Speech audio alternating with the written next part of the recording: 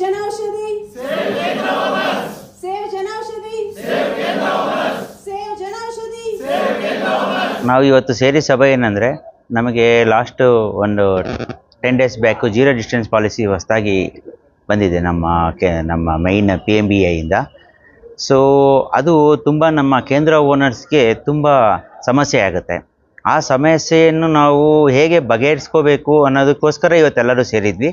ಕಳೆದ ವಾರ ನಾವು ಆಲ್ರೆಡಿ ಸಭೆ ಸೇರಿ ಕೆಲವು ನಿರ್ಧಾರಗಳನ್ನ ತೊಗೊಂಡಿದ್ವಿ.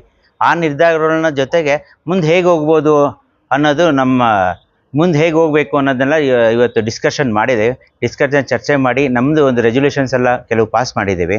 ಸೊ ನಮಗೆ ಈ ಜೀರೋ ಡಿಸ್ಟೆನ್ಸ್ ಪಾಲಿಸಿ ಎವಾಕ್ಯುಯೇಷನ್ ಆಗಬೇಕು. ನಾವು ಜನೌಷಧಿ ಕೇಂದ್ರ ಅಥವಾ PMBI ಪ್ರಾಜೆಕ್ಟಿಗೆ ಆಪೋಸಿಟ್ ಏನಲ್ಲ, ನಾವು family of PMBI.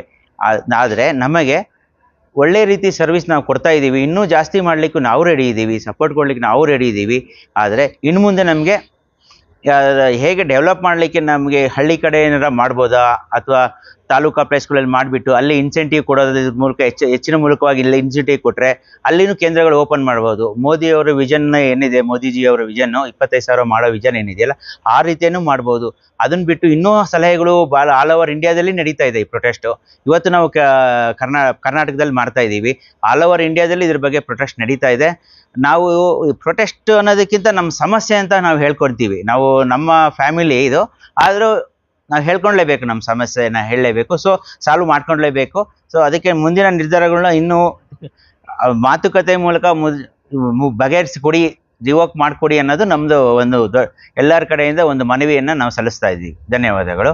Chandrashekhar, vice president of PMBGK owners association. 1400 ಕೇಂದ್ರಗಳಿದ್ದಾವೆ. ಬೆಂಗಳೂರಲ್ಲಿ ಸುಮಾರು 350ರಿಂದ 400 ಕೇಂದ್ರಗಳಿದ್ದಾವೆ. ಮತ್ತು ಉಳಿದವರೆಲ್ಲ ಝೂಮ್ ಮೀಟಿಂಗಲ್ಲಿ ಇದ್ದಾರೆ. ಸರ್, ಇದು ಮಾಡೋದ್ರಿಂದ ತೊಂದರೆ ಆಗುತ್ತೆ. ಈಗಾಗಲೇ ಎಷ್ಟು ಅಂಗಡಿಗಳಿದೆ, ಮತ್ತೆ ಬಂದರೆ ಈ ಥರ ಏನು ಆಗ್ಬೋದು? ಮತ್ತೆ ಬಂದರೆ ಇರ್ತಕ್ಕಂಥ ಅಂಗಡಿಗಳು ಈಗಾಗಲೇ ಒಂದು ಲೆವೆಲಲ್ಲಿ ಬಿಸ್ನೆಸ್ ಮಾಡ್ತಾ ಇದ್ದಾರೆ. ಬಟ್ ಈಗ ಮುಂದೆ ಬೇರೆಯವರು ಬಂದರೆ ಇನ್ನೂ ಬಿಸ್ನೆಸ್ ಹೆಚ್ಚಿಗೆ ಆಗುತ್ತಂತಲ್ಲ, ಇವಾಗ ಏನು ಉಳಿದಿರೋ ಬಿಸ್ನೆಸ್ ಇದೆಯಲ್ಲ ಹಂಚ್ಕೊಳ್ಳುತ್ತೆ ಅಷ್ಟೇ. ಹಂಚ್ಕೊಳ್ಳೋದ್ರಿಂದ ಏನಾಗುತ್ತೆ, ಇವಾಗ ಅದೇ ಬಾಡಿಗೆ ಇರುತ್ತೆ, ಬಾಡಿಗೆನೂ ಜಾಸ್ತಿ ಆಗುತ್ತೆ, ಸ್ಯಾಲ್ರೀಸು ಜಾಸ್ತಿ ಆಗುತ್ತೆ. ಬಟ್ ಆದರೆ ವ್ಯಾಪಾರ ಕಡಿಮೆ ಆಗ್ಬಿಡುತ್ತೆ, ಮೇಂಟೈನ್ ಮಾಡೋದು ಕಷ್ಟ ಆಗುತ್ತೆ. ನಮ್ಮ ಮನವಿ ಏನಂದರೆ, ಇರ್ತಕ್ಕಂಥ ಜಾಗದಲ್ಲೇ ಜಾಸ್ತಿ ಹೆಚ್ಚು ಅಂಗಡಿ ಆಗದೆ ಎಲ್ಲಿ ಇಲ್ವೋ ಅಲ್ಲಿ ಆಗೋದು ಬೇರೆ ಡಿಸ್ಟ್ರಿಕ್ಟ್ ಲೆವೆಲಲ್ಲಿ, ತಾಲೂಕ್ ಲೆವೆಲ್ಗಳಲ್ಲಿ, ಹಳ್ಳಿಗಳಲ್ಲಿ ನೀವೇ ಇನ್ನೂ ಹೆಚ್ಚಿನ ರೀತಿಯಲ್ಲಿ ಸ್ಟಾಫೇ ಅಪಾಯಿಂಟ್ ಮಾಡಿ ನಿಮ್ಮ ಕಡೆಯಿಂದ ಹಳ್ಳಿಗಳಲ್ಲಿ ಮಾಡಿಕೊಟ್ರೆ ಡಿಸ್ಟ್ರಿಕ್ಟ್ ಲೆವೆಲಲ್ಲಿ ಕೇಂದ್ರಗಳು ಹೆಚ್ಚಾಗ್ತವೆ. ಮತ್ತು ವಿಸ್ತರಣೆ, ಜನೌಷಧಿ ವಿತರಣೆ ಮಾಡುವಂಥ ವಿಸ್ತರಣೆ ಅದು ಹೆಚ್ಚಾಗುವಂಥದ್ದನ್ನು ಗಮನದಲ್ಲಿಟ್ಕೊಂಡು ತೀರ್ಮಾನ ತೆಗೆದುಕೊಳ್ಳುವಂಥದ್ದು ಒಳ್ಳೆಯದು. ಮುಂದಿನ ಸರ್, ಈಗ ನೀವೆಲ್ಲ ಸೇರಿದ್ರಿ, ಮುಂದಿನ ಇದನ್ನ ವಾಪಸ್ ತಗೊಂಡೆ ಮುಂದಿನ ನಿರ್ಧಾರ? ನಮ್ಮ ಮುಂದಿನ ನಿರ್ಧಾರ ಏನಿಲ್ಲ, ನಾವು ನಮ್ಮ ಡೆಲ್ಲಿಲಿರುವಂಥ ಕೇಂದ್ರ ಸರ್ಕಾರದ ಆರೋಗ್ಯ ಮಂತ್ರಿ ಇವರನ್ನು ಭೇಟಿ ಮಾಡಬೇಕೆಂಬುದಾಗಿ ಮತ್ತು ಇಲ್ಲಿರ್ತಕ್ಕಂಥ ನೆಲದಲ್ಲಿ ನಡೆಯುವಂಥ ರಿಯಾಲಿಟಿಗಳು ಏನಿದೆ ಎಂಬುದಾಗಿ ಅವ್ರಿಗೆ ನಾವು ತಿಳಿಸ್ಬೇಕೆಂಬುದಾಗಿ ನಾವು ಕೇಳ್ಕೊಂಡಿದ್ದೇವೆ. I am Dr. Pallavi Madhusudan, General Secretary of PMBJK Owners Association.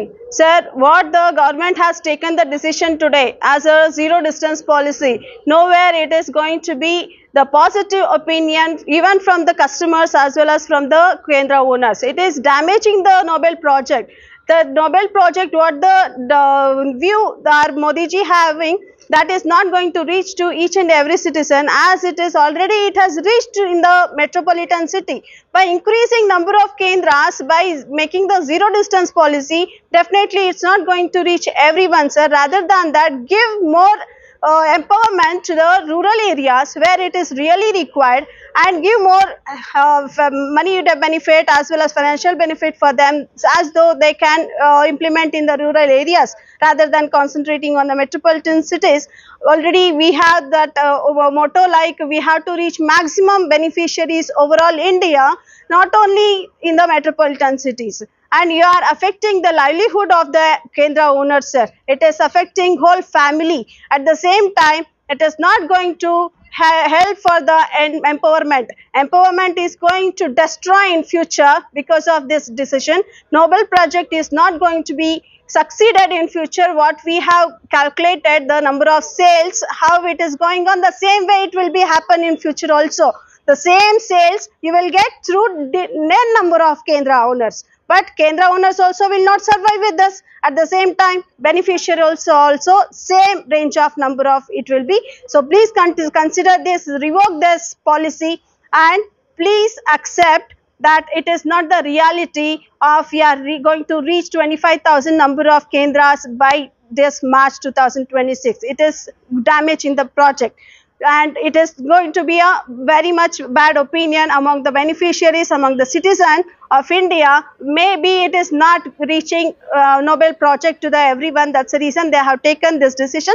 So that's the reason. Please, humble request from our PMBJK Owners Association, revoke this policy, sir. PM Narendra Modi ji, please intervene in this project, and please make sure that it will not be affecting the Kendra owners anymore. Thank you so much, Dr. Pallavi Madhusudan from PMBJK Owners Association. ಮಕ್ಕಳ higher education, ಮಗಳ ಮದುವೆ, ಕನಸಿನ ಸ್ವಂತ ಮನೆ, ಇದಕ್ಕೆಲ್ಲ ಹೆಂಗೆ ಹಣ ಹೊಂದಿಸ್ಬೇಕಂತ ಟೆನ್ಷನಲ್ಲಿ ಇದ್ದೀರಾ? ಇರೋ ಚಿನ್ನನ ಅಡ ಬಿಟ್ರೆ ಬಡ್ಡಿ ಮೇಲೆ ಬಡ್ಡಿ ಕಟ್ಟಬೇಕು. ಮಾರಿಬಿಡೋಣ ಅಂದ್ರೆ ಅರ್ಧಕ್ಕರ್ಧ ಕೇಳ್ತಾರಂತ ಆತಂಕದಲ್ಲಿದ್ದೀರಾ? ಟೆನ್ಷನ್ ಬಿಡಿ, ನೀವು ಅಡವಿಟ್ಟ ಚಿನ್ನವನ್ನ ಬಿಡಿಸಿ ನಿಮ್ಮಲ್ಲಿರೋ ಹಳೆ ಚಿನ್ನವನ್ನ ಇಂದಿನ ಆನ್ಲೈನ್ ರೇಟಿಗೆ ಕೊಂಡುಕೊಂಡು ತಕ್ಷಣ ನಿಮಗೆ ಬಾಕಿ ಹಣ ಕೊಡ್ತೀವಿ. ಕೋಟ್ಯಾಂತರ ಜನರ ಆತ್ಮವಿಶ್ವಾಸ ಹಿಂದೂಸ್ತಾನ್ ಗೋಲ್ಡ್ ಕಂಪನಿ, ಇದು ನಮ್ಮೆಲ್ಲರ ಕಂಪನಿ.